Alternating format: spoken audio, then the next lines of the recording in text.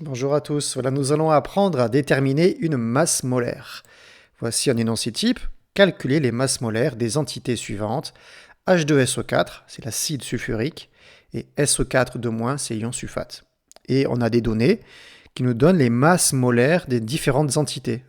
Masse molaire de l'hydrogène, du carbone, de l'oxygène et du soufre. En grammes par mol moins 1. Alors, petit rappel de cours quand même.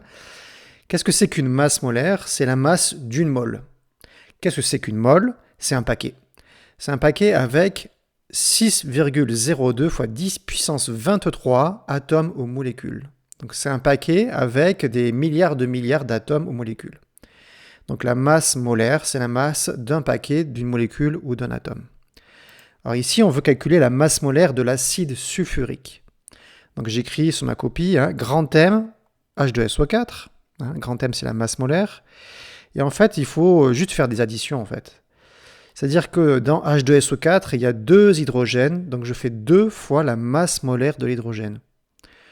Plus, comme il y a un soufre, plus 1 fois la masse molaire du soufre. Et comme il y a 4 oxygènes, plus 4 fois la masse molaire de l'oxygène.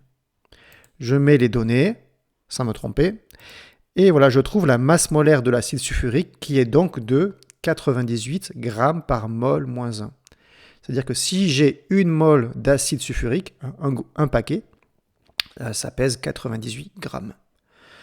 Un autre exemple, le l'ion sulfate. Donc grand M, masse molaire de l'ion sulfate. Donc c'est 1 fois la masse molaire du soufre, plus, comme il y a 4 oxygènes encore, 4 fois la masse d'oxygène. Application numérique, et là on trouve ici 96 grammes par mol moins 1.